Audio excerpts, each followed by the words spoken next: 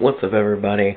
My name is Hunter, and welcome to my Kinda High Society podcast, where I get high and talk about some real shit to try to help out society. And on today's episode, we're chatting and spilling some tea on intentionally negative-ass people. Why? Because fuck them, that's why. And when I say intentionally negative people, I don't mean people that have, mental health issues or anything like that, or people that are in a low time in their life. You understand, alright? There's a lot of profanity in this podcast, so if you're here, I'm assuming you are at least a mature age, over 18, something, to where you're going to be able to understand where I'm coming from, and what I'm, read between the lines, basically. Anyway, back on the topic. So, I feel like most people I know of at least one person that is like this. And it's usually like the gossip starter, or the narcissistic asshole, or, just that one fucker in the family. I'm sure a lot of you can picture somebody right now. And even multiple, who knows? But the people that just are the embodiment of misery loves company, because they are so fucking unhappy with themselves that they will do anything they can to try to, dim anybody's light that comes within 100 miles of them. And it's impressive the lengths that these people will go to try to make you feel like you're lesser than you are. And I've seen this same type of person in different formats or vessels, versions, bodies, whatever the hell you want to say. And it's just, it always blows my mind how intricate that their mind can work when it comes to slowly breaking down somebody that is, it just has a better outlook on themselves than they do. If you got some confidence or anything like that, they're the people, like the keyboard warrior kind of guys, right? Or girls, or whatever the hell in between, you know what I'm saying? Where they'll sit there and they will just shit talk anybody at all. It doesn't matter. They will find a reason to shit talk somebody, or start a fight, or pick a fight, or do whatever, just to ruin the fact that that person had the confidence to put that out there. And they are just so deep in this delusion and victim mentality of themselves that they think the only option in life to feel better is to make other people feel like shit. Yeah, that kind of person. Fuck that person. Now, in the different ways that I have had the lovely fortunes to run into these kinds of people, and we'll get into that in other episodes if you wish, but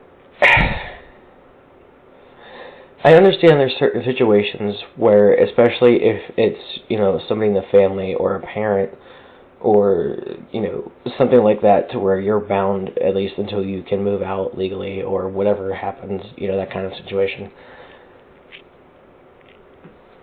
There's only so much you can do until you actually are, legally free from something, right?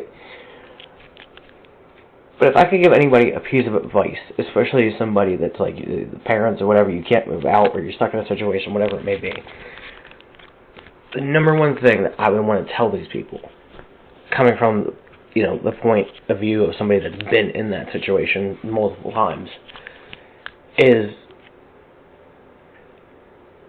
just the best thing that you can do.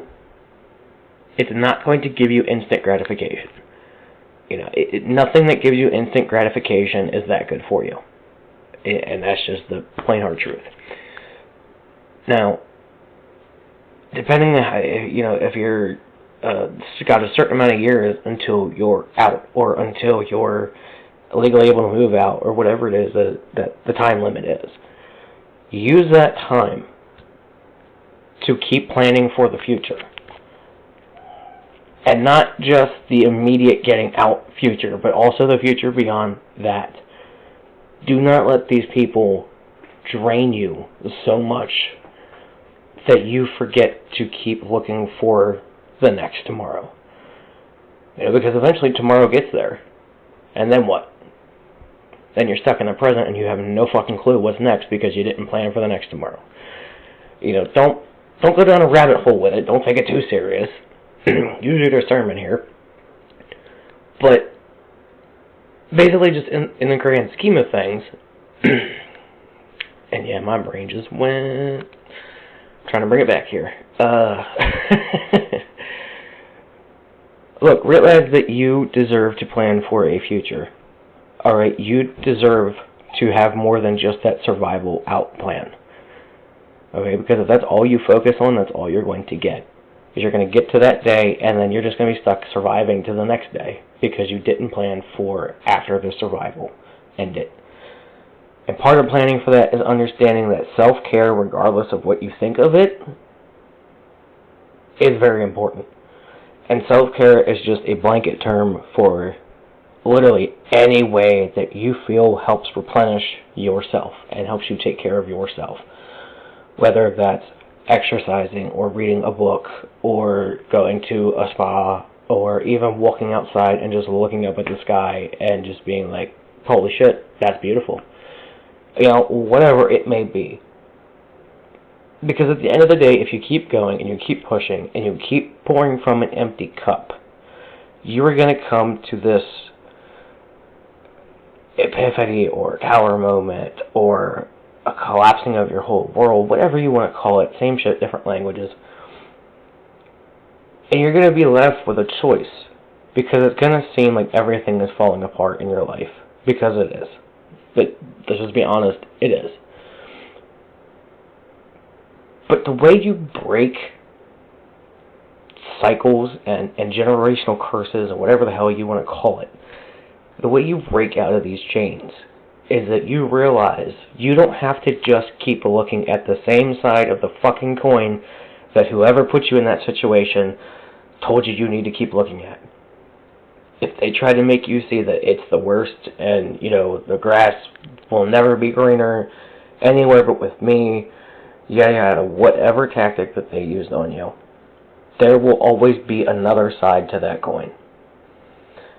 And there will always be a silver lining to remind you that there is another complete side you're not even thinking about. And that's why so many things in life are just all about perspective.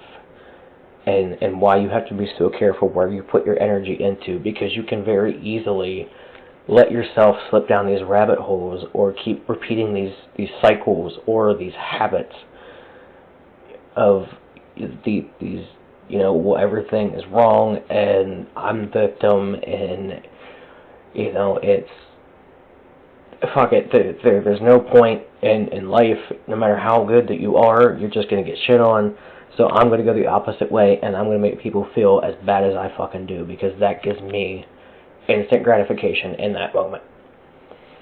That's the kind of intentionally negative people I am talking about. And it's just keep believing. Okay, that is believing, faith, whatever you call it, it doesn't matter. Same shit, different language. Just keep hoping. Okay? That is one of the things that they cannot ever take from you. It doesn't matter what they do. They cannot take from you your ability to hope. One, because they can't even see it, and two, that's just not how it works. It's built inside of us. And as long as we are alive, we have the ability to hope. So it's one of those things that they can make it seem like they can take it from you, and they can put you in such dark, depressive moods, and they can steal so much of your light from you that you can believe that that's the only, option or whatever it may be. But yeah, I forgot my train of thought again. Anyway, let's try to get back on track. Look, just keep hoping, okay, and believing in your tomorrow. Because number one, you fucking deserve it. Number two, I mean it when I say you fucking deserve it. I love you. I don't give a shit if nobody else in the world says I love you. I'm saying I love you right now, and I mean it. You know how I mean it? Because if you can see that somebody can hate somebody and not even fucking know them, guess what? I can flip that motherfucking coin and realize that I can love somebody without ever fucking knowing them too. And I want a world where people fucking love each other a whole lot more than they hate each other. Anyway, that's the big thing. If you are at a stage to where you don't have the option to get away, just keep planning and hoping and staying more on the mentally positive side, even if you have to hide it. You know, sometimes you have to be a chameleon to survive situations. The world is fucked up right now. That is what it is. You know, until you actually have all of the means to be able to save yourself, no one else is going to be able to save you. You know, so sometimes you have to be a chameleon, you got to blend in, and you have to survive until you can escape. And I mean that in more ways than one. You know, physically, emotionally, spiritually, whatever. Same shit, different language, right? And that is just one of the biggest ways to fight back without fighting. You know, as cheesy as it sounds, fighting fire with fire does not work if you don't know how the science of fire works. You're just adding more fuel to that initial fire. So instead, you need to step away. Sometimes you got to bring the experts in. That's why therapy is important. I feel like everybody should get therapy at least a couple of times in their life just to see a different perspective for once. Fuck it. Anyway, you know, it's okay to not have all the answers. It's okay to not be the professional in the room. It's okay to not be the one to try to put out every fire. You don't have to constantly keep putting yourself in those situations to prove to yourself you can. Because at the end of the day, it doesn't matter what you do. You could, you know, be the greatest person in the world and have the biggest heart and be the most kindest soul. Someone will find something to say. That's just how it is. There will always be some sort of darkness or, you know, some little seed of bullshit somewhere. Because that's just how it is. You know, it starts small and it spreads. Same thing as positivity. If you start small, it will spread. We just got to start being more conscious about what we're spreading. And, you know, just being more aware of how our words actually affect people. Because I don't give a fuck what anybody says. Mean words fucking hurt. It is what it is. You know, I'll be one of the dudes to say it. I don't give a shit. You know, that whole sticks and stones may break my bones, but words may never hurt me. That was fucking bullshit, right? But that's just another example of, you know, small psychological shit that we put ourselves through our whole lives, that we repeat certain things that we shouldn't be repeating. And we repeat certain cycles we shouldn't be repeating. And we keep doing it until we realize that the only one who's going to break that fucking cycle is us, because we're the one that sees the cycle. You have to realize not everybody can see those cycles. You know, to some, being able to see that would be classified as fucking supernatural. It's not. You know, the whole empath thing is not fucking supernatural. It's that person was so fucking traumatized at some point by something or many somethings that their brain learned to fucking pick up on the slightest things so that they could gauge where the biggest threat was at all times. And because they were never taught how to turn that off, it kept going. They, you know, mentally went downhill or, you know, whatever their journey may have been, because it's exhausting to never turn off. And, you know, they create these loops too. And until an empath learns that they have to be much more aware of what is actually going on and realize the feelings that they're picking up on, we embody those because that's how we understand the threat level. You know, we think, well, what if... I'm talking me personally, I'm sure everybody's different, but whatever. Take what resonates, leave what doesn't. But, you know, you sit here and you embody all of these different emotions because you're trying to threat gauge them and decipher through them, and you're trying to prioritize things so that you can, you know, this guy is super happy, so he's less of a threat, so I'm going to ignore him more because this guy looks like he's about to go off on someone, so he, you know, it is what it is. You know, if you don't understand empaths, do some research. I can't give you all the answers. But I lost my train of thought again.